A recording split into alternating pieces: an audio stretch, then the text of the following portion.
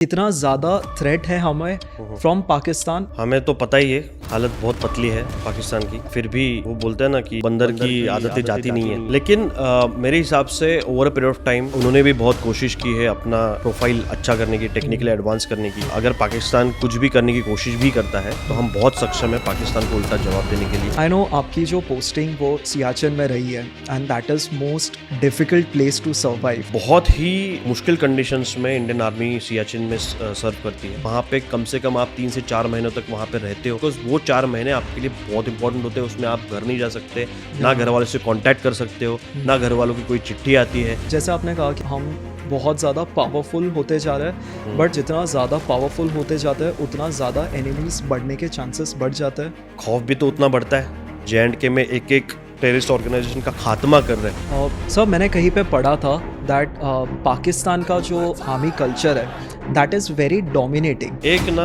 मराठी में एक प्रोवर्ब है, स्वतःचं घर सांभाळता येत नाही चालले जग जिंकायला। दैट बेसिकली मीन खुद का घर संभालने नहीं आता, चले दुनिया जीतने। क्या आज के डेट पे कोई भी अटैक हो, whether it is from Pakistan side से या चाइना साइड से, क्या इंडिया आज के डेट पे रेडी है अटैक करने के लिए? Hello and welcome back. आज के हमारे गेस्ट काफ़ी स्पेशल है। इंडियन आर्मी में इन्होंने अपना योगदान दिया है। रिपब्लिक डे के इस वीक में हमारे साथ है मेजर आदित्य देशमुख। हमने बात की है उनके रेजिमेंट की, India Pakistan border, India China border की और बहुत कुछ। So let's begin with the episode. So sir start करते हैं आपके रेजिमेंट से। आपको क्या लगता है आपके जो टेन्योर में सबसे इम्पोर्टेंट काम आपने क्या किया था वो टाइम पे? Every day was important, right. हर एक दिन इम्पोर्टेंट था। और जब मैं जब कमीशन हुआ था, इट वाज 17 सितंबर 2011 में, okay. And I was retired on 16th of September 2021। तो उन 10 सालों में एक भी दिन ऐसा नहीं गया जो इम्पोर्टेंट नहीं था। बिकॉज जिस दिन आप कंधे पे सितारे पहन लेते हो, उस दिन से लेके जिस दिन तक आप वो सर्व कर रहे हो, उस ड्यूटी में हो, तो अब तब तक आप ड्यूटी में हो 24/7, 365 days ईयर। सो हर दिन इम्पोर्टेंट था। बट मेरे लिहाज से या सीखने के लिहाज से मेरे लिए जो फील्ड टेन्योर रहा है मेरा, 10 साल में से तकरीबन 7 साल में फील्ड में ही था। तो वो फील्ड में जितना सीखने को मिला, और जिसे हम सिविलियन पार्लियामेंट्स में उसको ऑन जॉब ट्रेनिंग जो बोलते हैं, तो वो इनिशियली 2-2.5 साल मेरे बहुत इंपॉर्टेंट थे। और सबसे जो मेरी नींव थी, जो 10 साल की मेरी सर्विस थी, उसकी नींव मेरी सिक्किम में रची गई थी। ओके। तो वहाँ पे सिक्किम वाला जो टेनियर था वो बहुत इंपॉर्टेंट था मेरे लिए, बिकॉज एक तो मैं नया था, एरिया बहुत हाई एल्टीट्यूड वाला एरिया था। तकरीबन वहाँ पे हाइट थी जहाँ पे हम सर्व कर रहे थे 14,000-15,000 फीट। तो माइनस में टेम्परेचर्स वहाँ पे भी रहता है, और बहुत ही ऑपरेशनली एक्टिव एरिया है वो, और बाकी सब चीज़ें वहाँ पे होती है। तो उस लिहाज से मेरा जो फाउंडेशन था, मेरे लिहाज से वो बहुत इंपॉर्टेंट था, और मेरे हिसाब से तो बहुत इंपॉर्टेंट था मेरे लिए सिक्किम में जो मेरा टेन्योर था वो। Got it. कोई ऐसा इंसिडेंट वो सिक्किम प्लेस से आपको याद आता हो जो आपको शेयर करना हो? सिक्किम में बहुत सारे वाक़ये ऐसे थे, बिकॉज जब आपका फाउंडेशन टाइम होता है, तो आप ट्रेनिंग के बाद इमीडिएटली वहाँ पे जाते हो। तो आप न्यूली कमीशन ऑफिसर हो, और वहाँ पे जाने के बाद आपको पता चलता है कि आपके ऊपर अभी जिम्मेदारियां है। आप गलती करना अफोर्ड नहीं कर सकते, बिकॉज एक बार कंधे पे आगे सितारे, उसके बाद में आप हर एक चीज आपके जो जवान है JCO से वो आपकी तरफ देख रहे हैं, आपको वहाँ पे डिसीजन लेना है। बट आपको एक्सपीरियंस भी नहीं है, तो आप किस तरीके से वो ट्रिकी सिचुएशन आप सॉल्व कर सकते हो। जैसे हुआ ऐसे था वहाँ पे कि हमारा विंटर कटआउट पोस्ट था।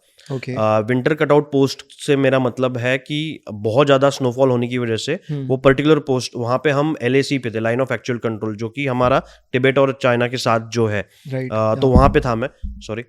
और वहाँ पे जब हम थे तो हमारी पोस्ट, हमारे यहाँ पे बहुत ही लिमिटेड राशन बचा हुआ था, बहुत ही लिमिटेड फ्यूल था, और हम तकरीबन 20 से 22 लोगों की टुकड़ी थी हमारी उस पोस्ट में। तो विंटर कट ऑफ होने की वजह से, बहुत ज़्यादा स्नोफॉल होने की वजह से कई दिनों तक राशन आ ही नहीं पाया।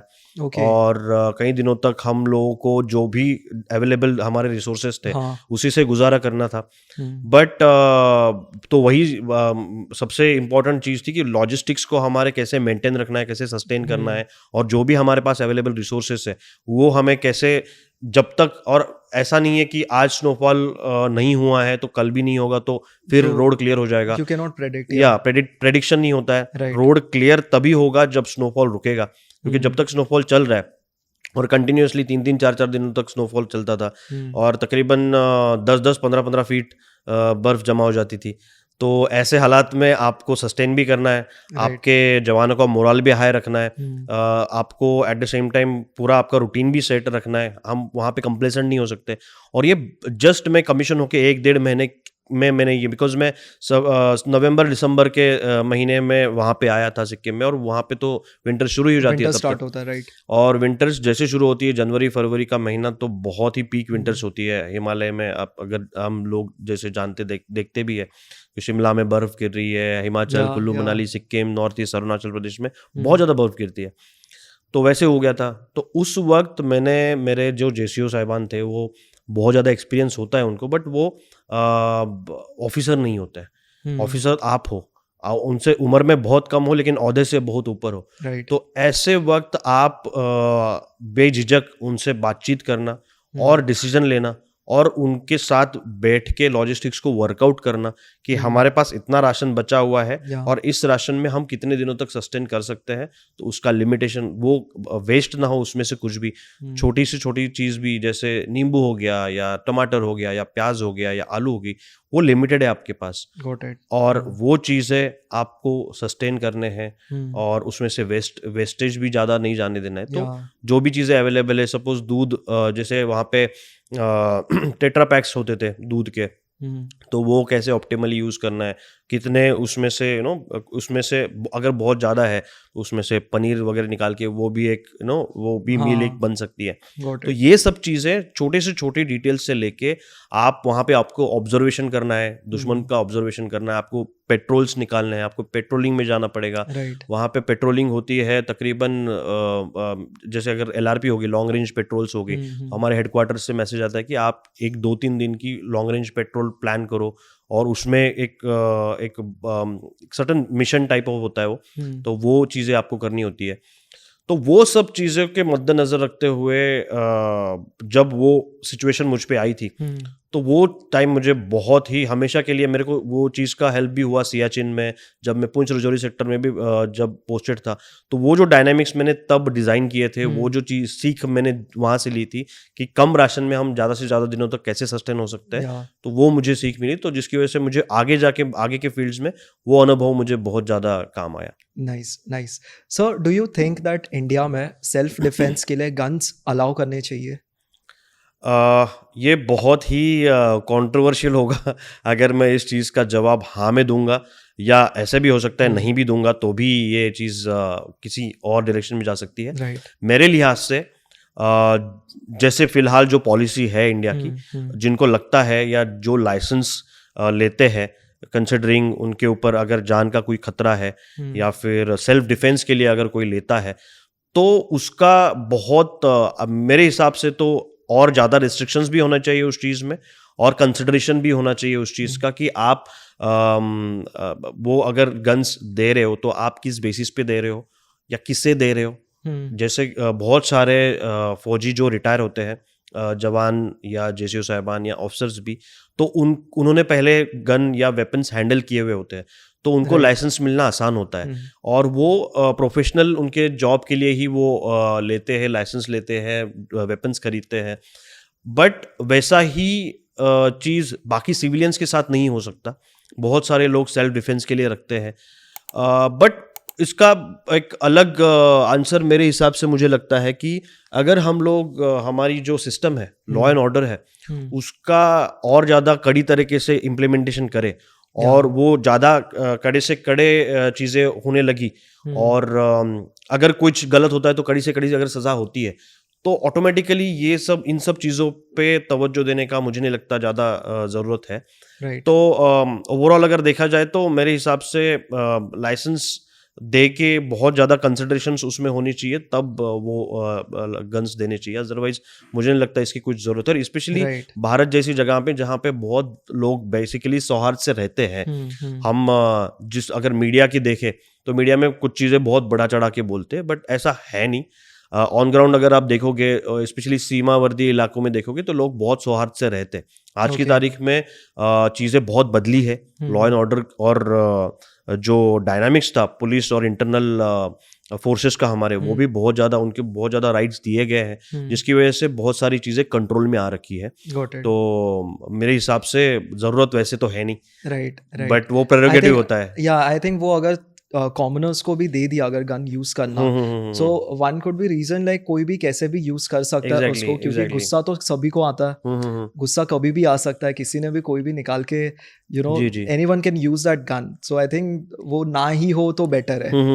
सो सर, आज के डेट पे इंडिया कितना सेफ है टेररिस्ट से? मेरे हिसाब से आज की तारीख में इंडिया बहुत ज़्यादा सेफ हो चुका है, चूँकि हमने 26/11 देखा, उससे पहले 7/11 देखा है, पहले इस सेंचुरी के पहले डिकेड में। तो मेरे हिसाब से ये सब वाक़ये होने के बाद immediately home ministry, defence ministry ने बहुत सारे चेंजेस आर्म फोर्सेस में लाए हैं। क्विक रिएक्शन टीम्स अपॉइंट की गई है। नेशनल सिक्योरिटी का NSG का हब हर एक मेट्रो सिटी में हो गया है, जिसकी वजह से किसी भी सिटी में बेसिकली टेररिस्ट्स का मेन टारगेट होता है जहाँ पे ज़्यादा से ज़्यादा पब्लिक हो, जहाँ ज़्यादा से ज़्यादा उनको मीडिया अटेंशन मिले। कोई भी टेररिस्ट ऐसे बहुत ही पिछड़े हुए इलाके में या रूरल इलाके में जाके कोई अटैक करेगा नहीं, क्योंकि वहाँ पे उसको मीडिया अटेंशन मिलेगा नहीं। उनका मेन मकसद होता है कि ऐसी बड़ी जगह पे बड़ा कुछ करना जिससे मीडिया अटेंशन मिले, बड़ा हासिल हो उनको, बड़ी मिशन में बड़ी कामयाबी हासिल हो। और वो मद्देनज़र रखते हुए गवर्नमेंट ऑफ इंडिया ने, होम मिनिस्ट्री ने अभी हर एक मेट्रो सिटी में NSG हब है। पुलिस फोर्सेस का एंटी टेररिस्ट स्क्वाड को आर्मी के साथ ट्रेन किया गया है। तो उसकी वजह से बहुत सारी चीज़ें, मीन्स इंटरनल फोर्सेस ही हमारी इतनी सक्षम हो गई है, जिसकी वजह, और मोर ओवर हमारी इंटेलिजेंस सिस्टम, हमारी जो पैरेलल इंटेलिजेंस सिस्टम ये है, what we call it, agencies है, तो वो एजेंसीज बहुत ज़्यादा एक्टिव हो गई है आज की तारीख में। कोई भी इंसान कहीं भी किसी भी चीज़ का अगर कुछ ये करता है तो इमीडिएटली साइबर क्राइम या साइबर जो इन्वेस्टिगेशन ये होते हैं, एजेंसीज होते हैं, उनको इमीडिएटली अलर्ट जाता है। Immediately that thing is circulated with the help of the technology which is available in today's date. तो जिसकी वजह से people have become really very alert, और किसी भी टेररिस्ट ऑर्गेनाइजेशन को, किसी भी ऐसे कर्म करने वाले जो ये होते हैं, ऑर्गेनाइजेशंस होते हैं, उनके लिए बहुत डिफिकल्ट हो गई आज की तारीख में। स्पेशली मैं मीन्स कहना चाहूँगा कि जब से 2014 इन सब के बाद, मीन्स 2000 हमने देखा होगा 2015-16, और जब पंजाब में पठानकोट में वगैरह बहुत सारे टेररिस्ट अटैक उस वक्त प्लान हुए थे। तो वो सब चीज़ें मद्देनज़र रखते हुए हमको बहुत ज़्यादा अनुभव मिला है उन सब चीज़ों का, जिसकी वजह से आज की तारीख में हम बहुत एक अच्छा सक्षम देश बन चुके हैं। और हमारी केस स्टडीज़ बाकी कंट्रीज़ में बहुत फेमस है, किस लिहाज से हम टेररिस्ट और या ये आतंकवादी संगठनों से हम किस तरीके से मुठभेड़ करते हैं। तो वो चीज़ें केस स्टडी के नाम पे गई है बहुत सारे बड़े बड़े देशों में, जैसे अमेरिका हो गया, UK हो गया, और वहाँ पे हमारी एजेंसीज को बुलाया जाता है बाकायदा, जिन्होंने वो ऑपरेशन कंडक्ट किया था उन लोगों को बुलाया जाता है by the government, by their government, to give them lessons, to teach them lessons in how to tackle these situations. तो मेरे हिसाब से हम बहुत सक्षम है, और फ्यूचर में भी मुझे लगता है कि हमारा फ्यूचर बहुत ब्राइट है as far as tackling with this kind of situations is concerned. Right. जैसे आपने कहा कि हम बहुत ज़्यादा पावरफुल होते जा रहे हैं, बट डू यू थिंक जितना ज़्यादा पावरफुल होते जाते हैं उतना ज़्यादा एनिमीज बढ़ने के चांसेस बढ़ जाते हैं? खौफ भी तो उतना बढ़ता है, दुश्मनों में हमारा खौफ भी उतना बड़ा है। हम हमारे नेबरिंग कंट्रीज़ को ही लेते हैं, जैसे पाकिस्तान हो गया, बांग्लादेश हो गया, जहाँ से, और या चाइना हो गया, तो नेपाल हो गया, जहाँ से बहुत सारे टेररिस्ट आउटफिट्स ऑपरेट करते हैं। उनको, जैसे उरी हो गया, जब हमने सर्जिकल स्ट्राइक की थी उसके बाद में, और ऑफ लेटली जिस हिसाब से हम मुठभेड़ कर रहे हैं, J&K में एक एक टेररिस्ट ऑर्गेनाइजेशन का खात्मा कर रहे हैं, उस लिहाज से मुझे लगता है कि हम बहुत ज़्यादा सक्षम हो गए हैं आज की तारीख में, तो I feel we are pretty much safe now. Sir, सबसे इम्पोर्टेंट मिशन या ऑपरेशन आपका क्या रहा है, या मोर देन ऑपरेशन, कोई ऐसा इंसिडेंट हुआ हो that you will never forget it? बहुत सारे इंसिडेंसेस है जिसकी कोई मीन्स हर दिन एक नया एक्सपीरियंस होता था जब मैं फील्ड में था, स्पेशली जब मैं पुंछ राजौरी सेक्टर में पोस्टेड था, जो कि JNK में जम्मू कश्मीर में है। तो उस वक्त मैं लाइन ऑफ कंट्रोल, जिसको LOC या LC भी बोलते हैं, तो वहाँ पे जब मैं उस पोस्टेड था, तो वहाँ पे हर दिन हम लोग ऑल्टरनेटिव डे हम पेट्रोलिंग में जाते थे, एम्बुश में जाते थे, और वहाँ पे एक बार हम लोग हमें इंट मिली कि कुछ लोग इन्फिल्ट्रेट करने की कोशिश करने वाले हैं।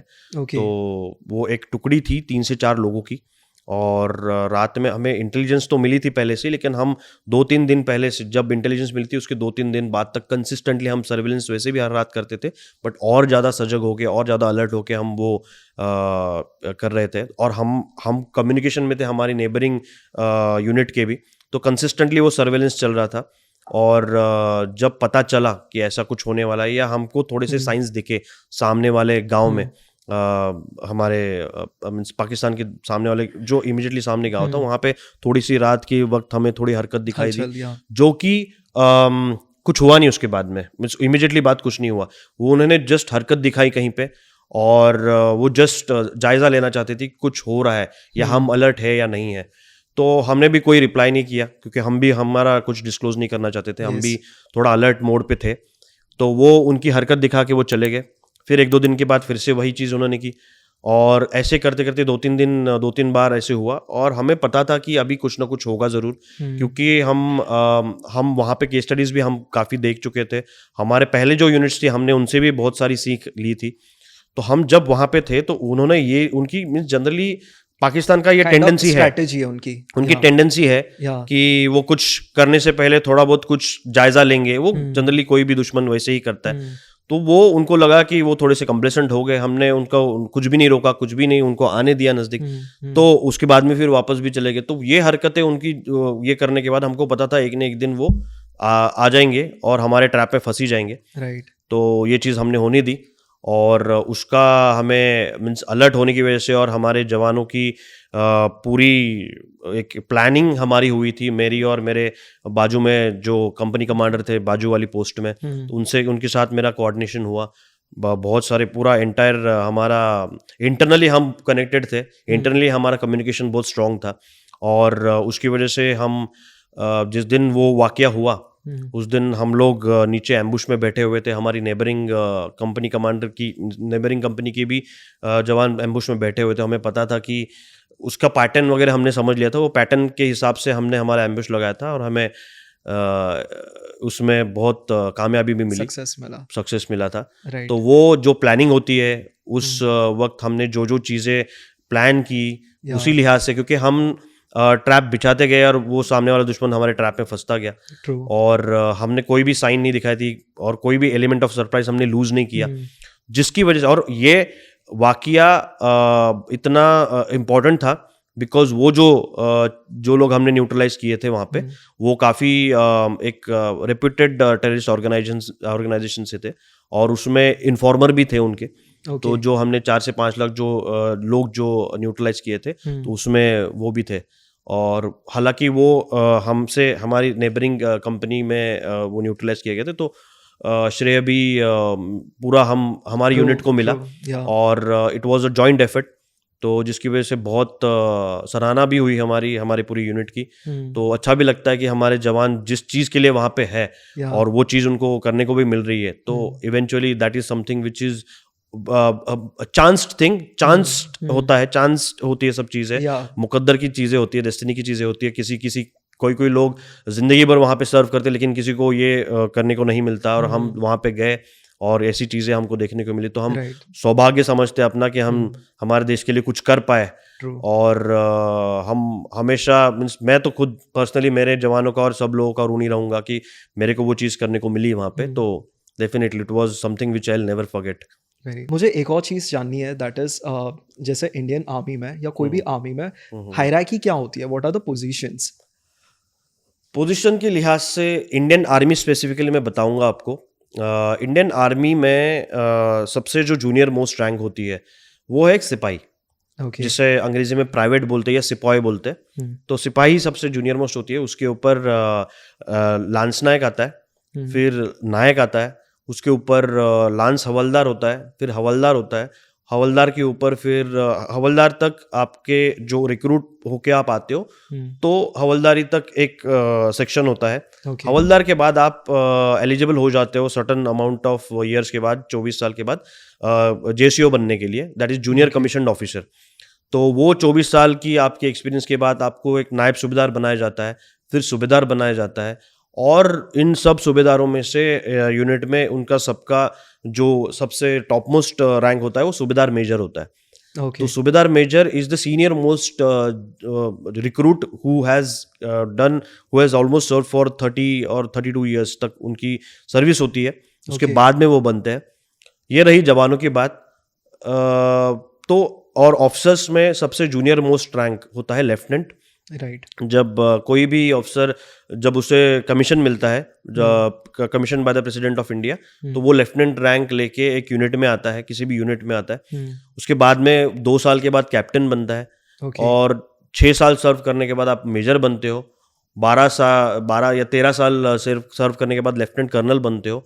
और लेफ्टिनेंट कर्नल बनने के बाद आपका जो परफॉर्मेंस है, आपका जो पूरा ओवरऑल करियर रहा है, उसको मद्देनजर रखते हुए आपको कर्नल रैंक की पदवी मिलती है। आप कर्नल बनते हो तो आप कमांडिंग ऑफिसर बन जाते हो किसी यूनिट के, नॉट नेसेसरीली इन्फेंट्री यूनिट, या किसी भी यूनिट में जितने ब्रांचेस है हमारे इंडियन आर्मी में, उसका किसी भी एक यूनिट का आप कमांडिंग ऑफिसर बनते हो। फिर आपका कई सालों के बाद आप ब्रिगेडियर रैंक के लिए जब एलिजिबल हो जाते हो तो आप ब्रिगेडियर बनते हो। ब्रिगेडियर के बाद मेजर जनरल, मेजर जनरल के बाद लेफ्टिनेंट जनरल, और लेफ्टिनेंट जनरल के बाद आप general chief of army general right, and staff that's the बन जाओ। Most top That's the position. topmost position. Of lately, there is another position which is started with the highermost position, that is CDS. तो वो है what is chief of defence staff. Okay. तो chief of defence staff basically is to synergize all the three forces. If at all there is a battle or a war which breaks up, if at all there is a situation of war, उस वक्त synergize करने के लिए तीनों forces को एक chief of defence staff appoint किया गया है, जो Okay. कि मीन्स कोई भी किसी भी मीन्स इससे सर्विसेज से आ सकता है, एयरफोर्स से आ सकता है, या Navy से आ आर्मी से आ सकता है, सकता है, या yeah. नेवी से आ सकता है। और that is how it is. Nice. And जब बहुत ही आप जैसे एक्सेप्शनल कुछ जनरल्स होते हैं, जैसे इंडिया में मानिक शाह थे, सैम मानिक शाह, तो उनको फील्ड मार्शल की भी पदवी दी गई है। उससे पहले जनरल करियप्पा थे, जिनको फील्ड मार्शल करियप्पा की फील्ड मार्शल, जिसे बिगेस्ट ऑनर, इट्स ऑनररी पद जो है वो दिया जाता है। Got तो it. वो है। Got तो it. हमारे इंडिया में 2 फील्ड मार्शल रहे हैं, जनरल करियप्पा और उसके बाद में general Manik Shah. Got it. And so what is the salary bracket? अगर मैं इंडिया की बात करूँ, इन इंडियन आर्मी में सैलरी ब्रैकेट क्या होती है, और क्या इस पे अलाउंसेस भी दिए जाते हैं बाय गवर्नमेंट? जी ज़रूर। मीन्स सैलरी ब्रैकेट्स के बारे में स्पेसिफिक नंबर्स मुझे डेफिनेटली याद नहीं है इतने, Right. काफ़ी दिन हो गए। बट जनरली जब कोई रिक्रूट आता है, जब कोई नया सिपाही भर्ती होता है, तो उसका जनरली होता है सैलरी 35 से 40 हज़ार के बीच में। Okay. और उसको बाकी अलाउंसेस, अगर वो फील्ड में है तो फील्ड अलाउंसेस भी उसको लागू होते हैं। जैसे अगर पुंछ राजौरी सेक्टर में या J&K में है तो वहाँ का अलाउंस लागू होगा, सियाचिन में है तो वहाँ का अलाउंस अलग से होता है, Okay. J&K में एक्टिव फील्ड में है तो वहाँ का अलाउंस अलग होता है, नॉर्थ ईस्ट में अलग सा अलाउंस होता है, और कई सारे हमारे मॉडिफाइड फील्ड्स है, वहाँ का भी अलाउंस अलग होता है। तो अलाउंसेस डेफिनेटली सभी को लागू होते हैं उनके रैंक स्ट्रक्चर के हिसाब से। बट ऑल्सो वो वेरी करता है हर एक स्टेट के अकॉर्डिंग, जैसे आपने कहा हर एक फील्ड के अकॉर्डिंग। ओके। आप किस तरीके की फील्ड में हो, वहाँ का एक सर्टन अलाउंस होता है, वो डिसाइड किया गया है गवर्नमेंट ऑफ इंडिया, जो कंट्रोलर ऑफ डिफेंस अकाउंट्स होते हैं, CDA, तो वो डिसाइड करते हैं। तो वो एक अलग से एक ब्रांच है आर्मी में, कंट्रोल ऑफ डिफेंस अकाउंट्स की, जहाँ पे पूरा आपका स्ट्रक्चर वगैरह सब कुछ डिसाइड होता है, रैंक स्ट्रक्चर, आपका salary structure based on your rank, तो उस लिहाज से होता है। बट आई फील कि बहुत अच्छा सैलरी स्ट्रक्चर है, बहुत ही ल्यूक्रेटिव सैलरी स्ट्रक्चर है। एक लेफ्टिनेंट जब कमीशन होता है आज की तारीख में, he earn somewhere around between 60 to 70 initially जब वो कमीशन होता है, प्लस अलाउंसेस। तो आई फील कि as a part of armed forces और as a part of defence forces, definitely it's very one of the best salary structure and allowances के लिहाज से तो it's a wonderful opportunity if somebody is able to crack it and join the forces. Got it. And also after the retirement, pension system भी provide है की जाती है? जी 20 साल की सर्विस के बाद, या और जवानों के लिए 17 साल की 15 या 17 साल की सर्विस के बाद उनको पेंशन भी लागू होती है, मेडिकल फैसिलिटीज़ लागू होते हैं, कैंटीन सर्विसेज लागू होती है। तो वो एक बहुत ही अच्छा एक हेल्पफुल है जरिया काफ़ी है। ज़्यादा। अग्निवीर के बारे में थोड़ा बात करना था, दैट हमें मालूम है अग्निवीर क्या है, बट थोड़ा अगर आप और इन डिटेल में बता देंगे हमारे व्यूअर्स के लिए, बिकॉज कहीं पे हमने सुना था कि अग्निवीर में भी कोई अगर ज्वाइंट होता है तो after 4 years that person can retire. तो can you explain it more in detail about it? देखिए, ऐसा है, अग्निवीर जो एक स्कीम है जो कुछ साल पहले 2.5 से 3 साल पहले शुरू हुई थी, और उसमें बेसिक उसका स्ट्रक्चर, उसका इंटेंशन ये था कि ज़्यादा से ज़्यादा लोग हमें मिले, क्वालिटी अच्छी मिले। और तो हुआ ऐसे कि अग्निवीर जब इम्प्लीमेंट की गई, बहुत सारी उसके इर्द गिर्द कॉन्ट्रोवर्सीज हुई, बहुत सारे लोगों ने उसको अपोज भी किया, और बहुत सारी चीज़ें हुई जो ओपन इन दी मीडिया है। बट अग्निवीर एग्जैक्टली एक ऐसी स्कीम है जहाँ पे आप 100 लोग रिक्रूट कर रहे हो, जिसमें से 4 साल के बाद सिर्फ 25 लोग एब्जॉर्ब किए जाएंगे और 75 लोग रिटायर हो जाएंगे। वो रिटायर होने के बाद उनको मेडिकल फैसिलिटी भी मिलेगी, उनको बेसिक जो ग्रेच्युटी होती है वो भी एप्लीकेबल है, लाइफ टाइम मेडिकल फैसिलिटी होगी। जी मेडिकल फैसिलिटी भी होगी, और लाइफ टाइम आपको कैंटीन फैसिलिटी भी मिलेगी, और एट द सेम टाइम आपको ग्रेच्युटी लमसम 4 साल की जितनी बनती है गवर्नमेंट की तरफ से वो भी मिलेगी। तो मेरे हिसाब से बहुत अच्छा एक्सपोजर है यूथ के लिए। आप 4 साल देश सेवा भी कर रहे हो, आपको एक्सपोजर भी मिल रहा है, और उससे निकलने के बाद आप वेरियस जितने सिक्योरिटी एजेंसीज है, या जहाँ पे सिक्योरिटी की आज की तारीख में कॉर्पोरेट्स में हर जगह पे उसकी ज़रूरत होती है, तो वहाँ पे आप अप्लाई कर सकते हो। बहुत सारे पब्लिक सेक्टर यूनिट्स है, बहुत सारे प्राइवेट कंपनीज हैं जिन्होंने एक मेमोरेंडम MOU साइन किया है गवर्नमेंट के साथ कि भाई 4 साल आपके होने के बाद इन लोगों को हम जॉब भी दे देंगे।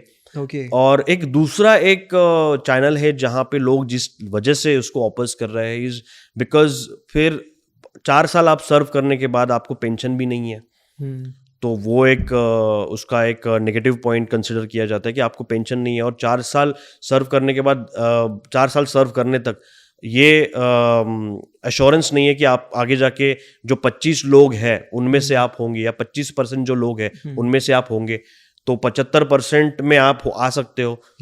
तो अभी उसी का पॉजिटिव एस्पेक्ट ये है कि कंपटीशन बड़ी है, better people will be chosen, you know.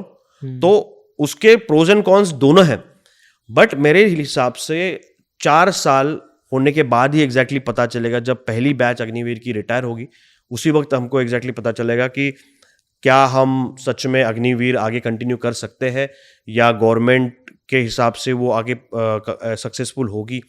Because होता भी ऐसा है ना कि आज की तारीख में आप अगर जनरली भी देखो तो पेंशन कोई भी सभी स्ट्रीम्स में पेंशन आज की तारीख में बंद कर दी गई है, most of the government sectors में।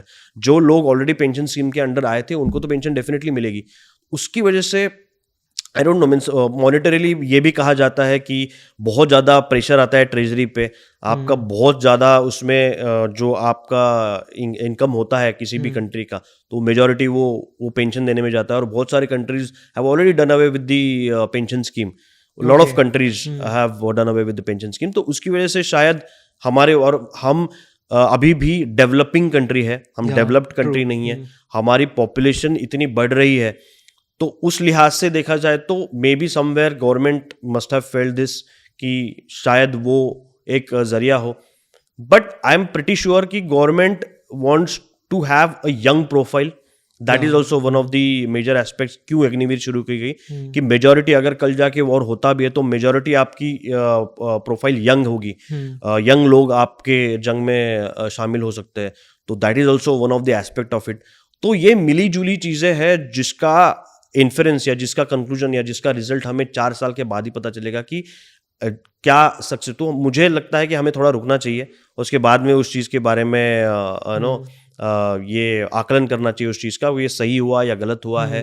तो मेरे हिसाब से थोड़ा रुकना ही बेहतर है उस चीज़ में। सर अब बात करते हैं हमारी जो बॉर्डर साइड कंट्रीज है उसके बारे में, कितना ज़्यादा थ्रेट है हमें from Pakistan and from China, because जहाँ तक पाकिस्तान की बात है वी नो दैट पाकिस्तान से ज़्यादा पावरफुल इंडिया है, and that's the one of the reason why Pakistan ने टेररिज्म का एक रास्ता चूज किया। बात करें हम चाइना की, तो China has a huge army, right? तो ये सारी सिचुएशन में हम कैसे टैकल करते हैं? देखिए, सबसे पहले तो मैं आपको पाकिस्तान के बारे में बता दूंगा। हमें तो पता ही है हालत बहुत पतली है पाकिस्तान की, बट फिर भी वो बोलते हैं ना कि वो बंदर की आदतें जाती नहीं है, राइट? उसी टाइप में। लेकिन मेरे हिसाब से over a period of time उन्होंने भी बहुत कोशिश की है अपना खुद का प्रोफाइल अच्छा करने की, टेक्निकली एडवांस करने की।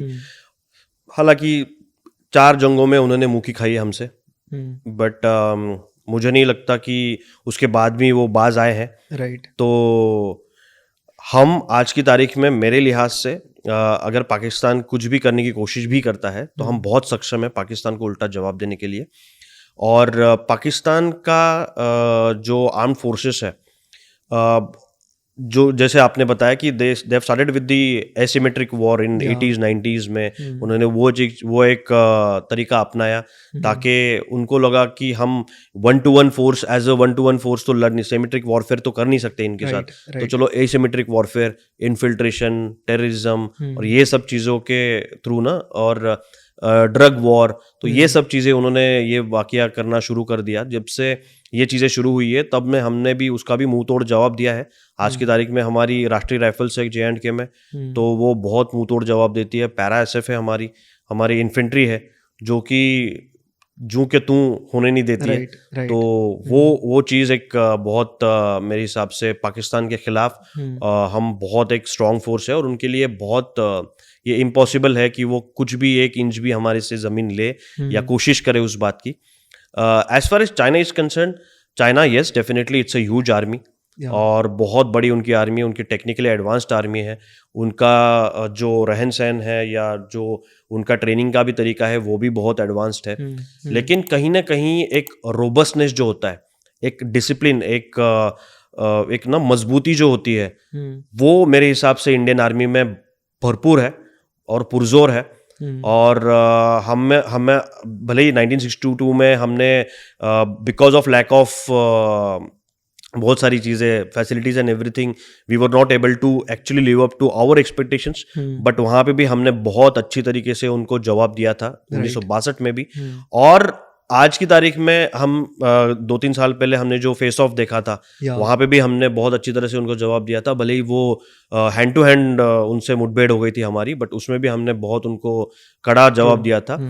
तो और जिस हिसाब से डिप्लोमेटिक टर्न ऑफ इवेंट्स हुए हैं 2014 के बाद, और अभी इंडिया का नाम, भारत का नाम बहुत अच्छी तरह से बड़े बड़े देशों में बहुत अच्छी तरह से नाम लिया जाता है। हमारा लोहा एकदम मजबूत है आज की तारीख में, बिकॉज हमारे पंत प्रधान, हमारे जो एक्सटर्नल अफेयर्स मिनिस्ट्री है, उन्होंने बहुत स्ट्रॉन्ग बॉन्डिंग की है बाकी देशों में जाके, उनके साथ वार्तालाप करके। और कोविड टाइम ऐसा था जब हमने पूरी दुनिया में हम एक अच्छा और एक प्रोविजनल कंट्री बोल के उभर के आए हैं। तो इन सब चीज़ों का, और हमारा जो स्ट्रेंथ बढ़ी है हमारी यूनाइटेड नेशंस में भी, उसका पूरा श्रेय मैं तो बोलता हूँ कि 2014 के बाद ही मैक्सिमम हुआ है। आज मैं किसी भी कंट्री में, मैं भी 1-2 कंट्रीज में गया हूँ, तो वहाँ पे भी इंडिया का नाम बहुत ऊंचे दर्जे में लिया जाता है, जो कि पहले वैसे नहीं था। तो आज हमें वो मजबूती भी मिली है, और चूंकि हम इतने मजबूत हो चुके हैं, इंटरनेशनल कम्युनिटी में हमारे इतना बोलबाला है, उसकी वजह से डिप्लोमेटिकली चाइना हमसे स्ट्रेट अवे नहीं पंगे ले सकता। ये तो सीधी सीधी बात है। दूसरा, अगर हम बाकी उनके एडवांसमेंट की बात करें या उनके टैक्टिक्स या स्ट्रैटेजीज की बात करें, तो उनको बहुत हद तक हमने लगाम लगाया है, क्योंकि हमारे हमारे बाकी जो साउथ ईस्ट एशियन कंट्रीज है या और श्रीलंका हो गए या म्यांमार हो गया, इन कंट्रीज के साथ हमारे संबंध बहुत अच्छे हुए हैं। राइट हमने जब जब वक्त आया है, जब जब समय आया है, तब तब इन कंट्रीज की बहुत हेल्प की हेल्प है। किया या और श्रीलंका भी 1-2 साल पहले बहुत ही इकोनॉमिक टर्मोइल से गुजर रहा था, या तभी हमने उनको पैकेज डिक्लेयर किया, वहाँ का टूरिज्म बढ़ाया था। तो हम्म, वो चीज़ें बहुत वो याद रखते हैं। और उसकी वजह से चाइना जहाँ-जहाँ पे फैलने की कोशिश कर रहा था, राइट वहाँ-वहाँ पे हमने उसको लगाम लगाया। जो साउथ चाइना सी में जो एक्सपांशन कर रहा है, तो हम उसको काउंटर फोर्स भी क्रिएट कर रहे हैं चाइना के बरखिलाफ। जैसे क्वाड हो गया, जैसे चाइना इंडिया, जापान, अमेरिका और ऑस्ट्रेलिया का क्वाड नाम का जो ये है, वो साउथ चाइना सी या पैसिफिक ओशन में हम जो नेवल एक्सरसाइज करते हैं, तो वो भी एक तरीके से एक चेक हो गया है उनके लिए कि राइट भाई राइट आप फैलने की कोशिश कर रहे हो, लेकिन आप पे नज़र हमारी भी है और आपको कॉशियस रहना भी चाहिए। राइट तो ये सब चीज़ों की वजह से China is also not in a condition to openly take any kind of trouble with India in today's date. Got it और मैं कहता हूँ कि आज की तारीख में हमारे नेबरिंग कंट्रीज या फिर लॉन्ग डिस्टेंस कंट्रीज को भी पता है कि भाई कुछ है यहाँ पे, राइट और राइट इस लोहे से हम पंगा नहीं ले सकते। ट्रू ट्रू तो ये आई थिंक चीज़ जितना बड़ा देश है हो चुका है चाइना, उतने ही ज़्यादा वो बॉर्डर्स शेयर कर रहा है विद डिफरेंट डिफरेंट कंट्रीज के यस साथ, तो उतना ज़्यादा उसके भी एनिमीज बढ़ रहे हैं। It's yes not only India. Yes तो वो कहीं ना कहीं वो रीज़न की वजह से भले उनकी आर्मी क्यों ना बढ़ी हो, बट वो एक रिस्क उनके लिए भी है। जी जी ज़रूर। उनको मंगोलिया की तरफ से या फिर रशिया की तरफ से, क्योंकि और नीचे साउथ चाइना सी में ताइवान की तरफ से या इंडोनेशिया, मलेशिया, इन कंट्रीज़ की तरफ से भी बहुत ज़्यादा थ्रेट है, बिकॉज़ वो उनका स्ट्रैटेजी यही है कि वो अपने आप को ज़्यादा से ज़्यादा एक्सपांड करे। या अब हमने परसों ही मैं कोई इंटरव्यू देख रहा था, उसमें मैंने देखा कि इंडो टिबेटन बॉर्डर पुलिस है। ओके हम इंडो चाइना बॉर्डर पुलिस नहीं बोलते, आईटीबीपी। तो we are one of the countries who have recognised Tibet as one of the countries. तो वो चीज़ बहुत सारे कंट्रीज कतराते हैं वो रिकॉग्नाइज करने में भी। हम वो ओपनली वो चीज़ करते हैं, और हमारा उनके साथ डिप्लोमेटिक ताल्लुकात भी बहुत अच्छा अभी सुधर रहा है। हमारी ट्रैक टू डिप्लोमेसी भी उनके साथ बहुत अच्छी तरीके से सुधर रही है चाइना के साथ। तो मेरे हिसाब से वो भी समझ गए हैं उस बात को कि ये एक्सटेंड करके, ये एगनी एक्सटेंड करके कोई फायदा है नहीं इंडिया के साथ। Got it got it. Tell me sir, क्या आज के डेट पे कोई भी अटैक हो, whether it is from Pakistan side से या चाइना साइड से, क्या इंडिया आज के डेट पे रेडी है अटैक करने के लिए? हम हमेशा ही रेडी थे और हमेशा ही रेडी रहेंगे, उसमें कोई शक नहीं है, क्योंकि इंडियन आर्मी ऐसी आर्मी है जो हमेशा अपना ट्रेनिंग पे तवज्जो देती है। चाहे कुछ भी हो जाए, हमारी जो डिसिप्लिन, हमारी जो नींव रखी गई है जब हमारी इंडियन आर्मी बनी थी, तब से लेके आज तक हमारा इतिहास है कि हमने कुछ भी हो गया, कोई भी सिचुएशन में, आप सिंपल सा भी कोई एग्जांपल ले लो, कहीं पे ब्रिज भी गिर जाता है तो इंडियन आर्मी को बुला लिया जाता है इमीडिएटली। या कहीं पे कुछ भी होता है तो इंडियन आर्मी को इमीडिएटली, की फ्लड रिलीफ हो गया है, कोई भी चीज़ होगी, तो basically we are abled and we are we work on war footing, we work on zero error syndrome.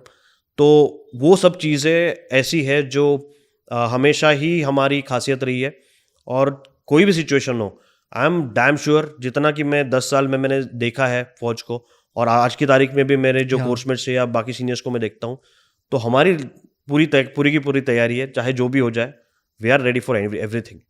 Sir, मैंने कहीं पे पढ़ा था दैट पाकिस्तान का जो आर्मी कल्चर है दैट इज़ वेरी डोमिनेटिंग। मतलब उन लोग का जो कंट्री है वो ऐसे बिहेव करता है कि उनका कोई प्राइम मिनिस्टर हो या गवर्नमेंट वो देश नहीं चला रही है, पाकिस्तान आर्मी देश चलाती है। तो what's your take on that? एक ना मराठी में एक प्रोवर्ब है, जिसको मैं ट्रांसलेट भी करूंगा हिंदी में, स्वतःचं घर सांभाळता येत नाही, चालले जग जिंकायला। दैट बेसिकली मीन खुद का घर संभालने नहीं आता, चले दुनिया जीतने। ये हालत हमेशा ही रही है पाकिस्तान की, और ये कारगिल में भी ऐसे ही हुआ था, उससे पहले भी ऐसे ही हुआ है, उसके बाद में भी बहुत वाक़ियों में ऐसे हुआ है। ट्रू। तो ओवरऑल मैं अगर बताऊं तो उनके यहाँ पे अगर कोई भी चीज़, अगर इकोनॉमिक टर्मोइल हो जाता है या आप उनका इकोनॉमी डाउन हो जाती है या कोई सिविल प्रॉब्लम हो जाती है, सिविल वॉर सिचुएशन हो जाती है, तो इमीडिएटली उनकी मिलिट्री टेक ओवर करती है और सब चीज़ों को सप्रेस कर देती है। ये या हमेशा ही पैटर्न रहा है पाकिस्तान का, और हमेशा से ही उन्होंने ऐसे ही डील किया है, अपने लोगों को सप्रेस करना, डेमोक्रेसी को कर्टेल करना, या और एट द सेम टाइम सभी चीज़ों का ब्लेम नेबरिंग कंट्रीज पे डालना कि ये उन्होंने किया है, उसकी वजह से ऐसे हो रहा है। तो ओके ये हमेशा से ही पाकिस्तान का ये टेंडेंसी रहा है। और वहाँ के जो लीडर्स है, मैं बोलता हूँ कि एक सक्षम लीडर किसी भी कंट्री का हो, एक सक्षम लीडर और सक्षम लीडरशिप आपको, जो कंट्री है उसको या आपके राष्ट्र को आगे लेके जा सकती है। या अगर आप में लीडरशिप है ही नहीं, या आप में ऐसा आप लीडरशिप को कंप्लीटली अगर कर्टेल कर दो, तो ये चीज़ें होती रहती है। ये सिर्फ पाकिस्तान ही एक एग्जाम्पल नहीं है, बहुत सारे एग्जाम्पल्स है हमारी दुनिया में जहाँ पे कोई लीडरशिप स्ट्रांग ऐसी लीडरशिप उभर के नहीं आती है, तो वहाँ पे मिलिट्री टेक ओवर कर लेती है और फिर वहाँ पे अराजकता ही पूरी फैलती है। राइट पाकिस्तान में the corruption has been their way of life. It has become their way of life to such an extent that there is absolutely normal populace जो है उनकी, वो गरीबी से जूझ रही है हर दिन। या लोग वहां से निकल रहे हैं, बाकी देशों में जा रहे हैं। कोई किसी का भी ध्यान इस चीज पे नहीं है कि भाई हमें इंटरनली हमको स्ट्रांग होना जरूरी है। अभी हालांकि वो उनकी खुद की इश्यूज है, हम कई बार देखते हैं उनका नॉर्मल पब्लिक को भी जो इंडिया कर रहा है या हिंदुस्तान जो कर रहा है वो चीज उनको ज्यादा फैसिनेट करती है रादर देन उनके लीडर्स उनके लिए क्या कर रहे हैं, तो वो भी ज्यादा इन्फ्लुएंस हो जाते हैं उस बात से। तो मेरे हिसाब से मिलिट्री के अलावा उनके पास ऑप्शन बहुत सारे हैं भी, लेकिन वो एक्सरसाइज ही नहीं करना चाहते। अब जहाँ पे लीडरशिप ऐसी हो तो वहां से तो यही है एक्सपेक्ट करना। या राइट सर, आई नो आपकी जो पोस्टिंग वो सियाचिन में रही है and that is most difficult place to survive, क्योंकि उधर का तो टेम्परेचर ही -60 डिग्री पे होता है, right? So how was that experience like?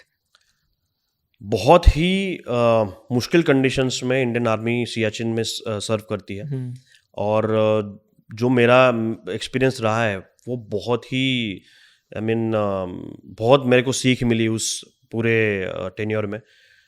ऐसा नहीं है कि मैं एकदम रेडी होके गया था वहाँ पे। रेडी होके तो गया था, लेकिन वहाँ पे जाने के बाद आपके परखच्चे उड़ जाते हैं ठंड देख के और वो टेरेन देख के। तो हमारी पहले ट्रेनिंग होती है, 3 हफ्तों की, बहुत ही कड़ी, बहुत ही डिफिकल्ट ट्रेनिंग होती है 3 हफ्तों की। उसके बाद में अगर आप में जान बची हो तो आप फिर टेस्ट देने के लायक बचते हो, तो आप टेस्ट एग्जाम्स, वहाँ की जो टेस्ट होती है, फिजिकल टेस्ट होते हैं, वो पास करने के बाद आपको अलाउ किया जाता है कि आप आगे जाओ उस स्टेज के। फिर आपकी जो पोस्ट होती है वहाँ पे आपको बाय फुट जाना पड़ता है। वो 3-4 दिन लगते हैं वहाँ पे पहुँचने में, और जब आप वहाँ पे पहुँचते हो तब आप पूरी चीज़ें समझ के लेते हो। फिर वहाँ पे कम से कम आप 3 से 4 महीनों तक वहाँ पे रहते हो, और उस एल्टीट्यूड पे 3 से 4 महीने रहने के बाद आपको पता चलता है कि आपने क्या खोया है या क्या पाया है। वो सब चीज़ें आप नीचे आने के बाद ही एनालाइज कर सकते हो, बिकॉज वो 4 महीने आपके लिए बहुत इंपॉर्टेंट होते हैं। उसमें आप घर नहीं जा सकते, ना घर वालों से कांटेक्ट कर सकते हो, ना घर वालों की कोई चिट्ठी आती है, ना घर वालों के साथ आप फोन पे बात कर सकते हो, क्योंकि वहाँ पे कम्युनिकेशन एस्टेब्लिशमेंट तो है ही नहीं बिल्कुल। बहुत कभी कभार सिग्नल के थ्रू यहाँ वहाँ करके वगैरह कभी कभार घर पे बात कर दी तो कर दी। तो सिर्फ वहाँ पे टेम्परेचर ही एक इशू नहीं है, वहाँ पे बहुत फास्ट विंड्स भी होती है, बहुत ही एक अलग ही माहौल होता है, एक मोनोटोनस सा माहौल होता है, बिकॉज सिर्फ बर्फ ही बर्फ है आपको चारों तरफ, और कोई कलर्ड ऐसी कोई चीज़ है नहीं। तो और वहाँ पे आपके जवानों को भी आपका मोरल हाई रखना पड़ता है। राशन बहुत लिमिटेड आता है, जब आता है वो एयर मेंटेन्ड पोस्ट होती है जहाँ पे सिर्फ हेलीकॉप्टर के मदद से ही वहाँ पे चीज़ें आती है। तो आपका वो एक ये होता है कि आप आवाजाही कहीं कर नहीं सकते, जहाँ भी जाना है आपको बाय फुट जाना है। आपको जब मेरा वहाँ पे पोस्टिंग था तो मेरा जो हेडक्वार्टर था वो तकरीबन 17,000-18,000 फीट पे था, और मेरे फॉरवर्ड पोस्ट तकरीबन 19,000-20,000 फीट पे थे। तो वहाँ पे हमको हर ऑल्टरनेट डे वहाँ पर लॉजिस्टिकल चेन लेके जाना पड़ता था। वहाँ के लॉजिस्टिक्स मेंटेन करने के लिए हमें वो करना पड़ता था। फिर ऑब्जर्वेशनल पेट्रोल निकालनी पड़ती थी। वहाँ से हार्डली 300-400 मीटर पे पाकिस्तान की पोस्ट थी, तो उस पर भी ध्यान रखना है उनकी क्या हरकत हो रही है, वहाँ पे कोई गलत चीज़ कर तो नहीं रहे वो। और वहाँ पे और फिर नीचे आप बाकी पोस्ट में भी आपको रिपोर्टिंग लेनी होती है कि कहाँ पे क्या हो रहा है, मोरल हाई रखना है। राइट। ऐसे भी नहीं करना है कि जवानों को आपने ओवर एग्जॉस्ट कर दिया जो वहाँ पे लागू भी नहीं है। तो ये सब चीज़ों पे ध्यान देना पड़ता है। और 3 से 4 महीनों में आपको लॉजिस्टिक्स मेंटेन करने हैं, आपको आपके जवानों का मोरल मेंटेन कर रखना है, आपको डिसिप्लिन में भी लोगों को रखना है, आपका खुद का मोरल हाई रखना है, खुद में जोश रखना है। 4 महीने तक आपने मेंटेन वो जोश रखना है और लोगों में भी, अपने बंदों में भी जोश दिलाना है। उसके लिए आपको बोलना जरूरी है उनके साथ, एक्टिविटीज करवाना जरूरी है। आपकी वो जो मेंटली भी स्ट्रांग रहना पड़ता है ऐसे सिचुएशंस में। डेफिनेटली मेंटली खुद को स्ट्रांग रखना पड़ता है, आपके जवानों को स्ट्रांग रखना है। आपकी जो दिनचर्या है वो इस हिसाब से आपको डिजाइन करनी है जहां पे आपको फालतू के सोचने का मौका ना मिले, आपको रेस्ट भी अच्छी तरह से मिले, आपका खाना, आपको गरम गरम खाना भी मिले। तो ये सब चीजें आपको प्लान वहां पे करनी पड़ती है। और as a leader, as a company commander वहां पे ये सब चीजें आपको मैंडेटरीली करनी ही करनी है। उसमें कोई दो राय नहीं है। वो एक बहुत बड़ी जिम्मेदारी होती है, क्योंकि आप सिर्फ आप नहीं होते वहां पे, आपके अंडर जितने जवान हैं उनके परिवार, उनकी भी जिम्मेदारी होती है। मेरे कोई भी जवान को कोई खरोच भी नहीं आने देनी है, क्योंकि वहां पे आपको चिल ब्लेन या फ्रॉस्ट बाइट होने के भी बहुत चांसेस होते हैं। आपका एक्सपोजर बहुत ज़्यादा होता है अल्ट्रावायलेट रेस से, तो आप जवानों को ठीक से ट्रेन करना पड़ता है उस चीज़ के लिए। वहाँ पे आपका खून बहुत सख्त होने लगता है, बिकॉज आपका HB बढ़ने लगता है वहाँ पे।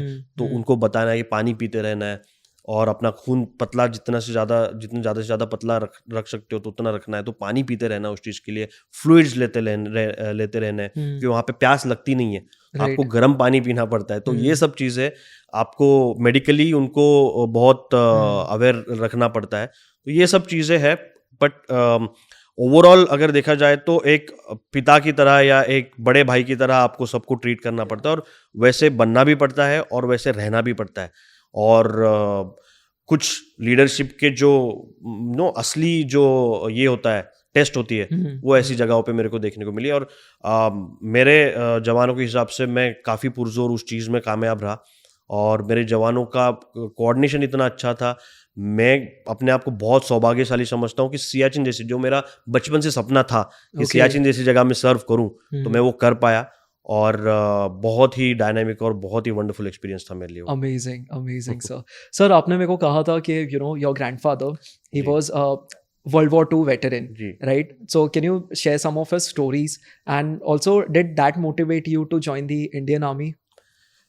बहुत ज़्यादा, मीन्स उनका तो बहुत योगदान रहा है। हालांकि वो, मैं जब कमीशन हुआ तब वो नहीं थे, लेकिन गॉड ब्लेस यू सोल, वो उनकी वजह से मेरे में एक डिसिप्लिन जो है वो बचपन से आई। वो मुझे बचपन में डंडा दे के उठाते थे और भगाते थे, ताकि एक दिन तुझे फौज में जाना है तो तुझे अभी से अपने आप को फिट रखना पड़ेगा एंड ऑल। वो चीज़ें होती थी।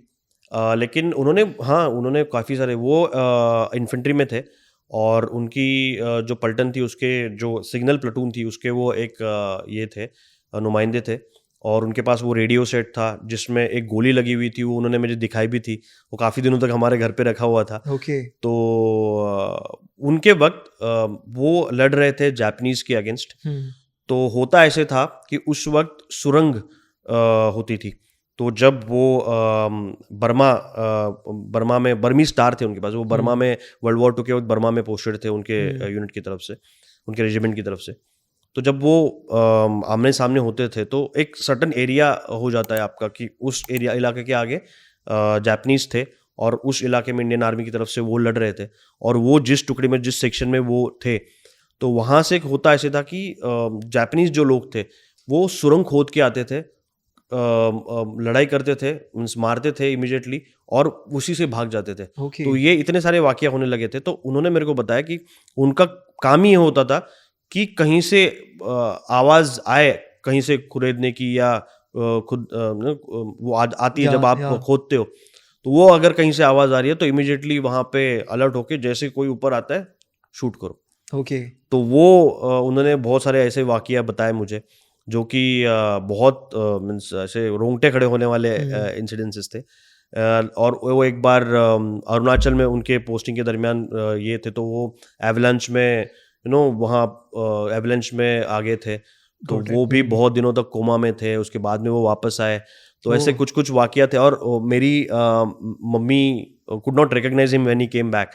Okay. तो वो भी बहुत सारे ऐसे अनोखे से ऐसे ये चीज़ थे, लेकिन वो टाइम अलग था वहाँ पे। Right. तब हम तो कुछ भी होता है तो इमीडिएटली मोबाइल पे मैसेज कर देते, Yeah. बट वो वक्त ही अलग था। चिट्ठियाँ भी पहुँचने में महीनों लग जाते थे कहीं ना कहीं। तो yes, definitely he played a major role in imbibing those qualities into me. Got it. Right. So, any thought or any suggestion that you want to give to a younger generation of our country? बहुत सारी चीज़ें हमारे means आज की तारीख में हो रही है सोशल मीडिया पे। इंस्टाग्राम है, फेसबुक है, यूट्यूब है, और मोटिवेशन लेने के लिए या रिलैक्स होने के लिए या काम डाउन होने के लिए ये बहुत सारे माध्यम आज की तारीख में अवेलेबल है। मेरे हिसाब से सबसे इम्पोर्टेंट चीज़ है आपका रूटीन। Okay. आपको रूटीन पे अगर आप तवज्जो दो, थोड़ा सा अपने आप में वो डिसिप्लिन लाओ कि यार मैं इस टाइम पे भले कितने बजे उठना हो आपको, बट अगर आपका पैटर्न एक बनने लगता है दिनचर्या का, तो आपका लाइफ का पैटर्न भी उसके बाद में बनने लगता है। अगर आप सुबह उठते हो, आप आपका बेड बनाते हो, उठते हो, फ्रेश होते हो, पढ़ाई करते हो, या फिर एक्सरसाइज करने जाते हो, एक्सरसाइज करके वापस आते हो, जो कोई स्कूल जाने वाला बच्चा हो या बच्ची हो या कॉलेज जाने वाला कोई हो, तो उन्होंने अगर इस बात पे तवज्जो दिया कि सुबह उठने के बाद रात को सोने तक एक दिनचर्या फॉलो करो, उसमें आप सैटरडे या संडे को चीट करो, रिलैक्स करो, मत फॉलो करो कुछ भी, लेकिन एक सर्टन टाइम के बाद आपको पता चलता है कि आपकी दिनचर्या सेट होने की वजह से आपका माइंडसेट भी बदला हुआ है। आपका माइंडसेट एक पैटर्न में आ रहा है, और साइकोलॉजिकली ऑटोमेटिकली आप एक क्या बोलते हैं, एक मशीन की तरह काम करने लगते हो। नॉट एग्जैक्टली मशीन उस लिहाज से नहीं, बट आपका वो एक कोई भी काम करने का एक तरीका अलग से ऑर्गेनाइज तरीका हो जाता है। Right. अब अगर ऑर्गेनाइज तरीके से आप हर एक चीज करने लग जाओ तो आपका माइंड ऑटोमेटिकली कंपार्टमेंटलाइज होता है। Yeah. आपको पता चलता है कि यार मैंने अभी इस वक्त ये करना है, और आप ऑटोमेटिकली वो चीज करोगे। एक बुक है बहुत फेमस, एटॉमिक हैबिट्स नाम की, जेम्स क्लियर नाम के एक शख्स है, उन्होंने लिखी हुई है, उनके खुद के एग्जाम्पल्स भी लिखी हुई है वो। उसमें बताया गया कि एक चीज अगर आप 21 दिनों तक फॉलो करते हो तो वो आपकी आदत बन जाती है, और मैंने ये खुद पे भी टेस्ट किया हुआ, ये एक्चुअली होता है। अगर आप कोई चीज अवॉइड करते हो 21 दिनों तक, उसके बाद में आपको वो चीज वो अगर बुरी आदत है तो वो बुरी आदत रहती नहीं है, और चांसेस कम हो जाते हैं उसकी कंटिन्यू होने के। तो ये चीज़ मुझे लगता है ये बहुत इंपॉर्टेंट है। बुक्स ज़्यादा से ज़्यादा पढ़नी चाहिए। जितने ज़्यादा बुक्स हम पढ़ते हैं उतना हमें विजडम आता है। मैं सिर्फ नॉलेज की बात नहीं कर रहा हूँ, लोगों ने जिंदगियाँ जी है, उनकी ऑटोबायोग्राफीज पढ़िए, बुक्स पढ़िए, नॉन फिक्शन भी पढ़िए, ताकि आपको पता चले कि दुनिया में हो क्या रहा है, और विजडम उससे जितना आपको मिलेगा दूसरों के सीख से, वो something which is unmatchable. Great. Pleasure having you here, sir. Thank you so much for coming and sharing such a valuable lessons from Indian Army. Thank you so much. आखिरी तक बने रहने के लिए शुक्रिया. Hoping that you all like this podcast and the lovely insights by Major Aditya Deshmukh. So if you liked watching this one, do like, share and subscribe our channel. See you and take care.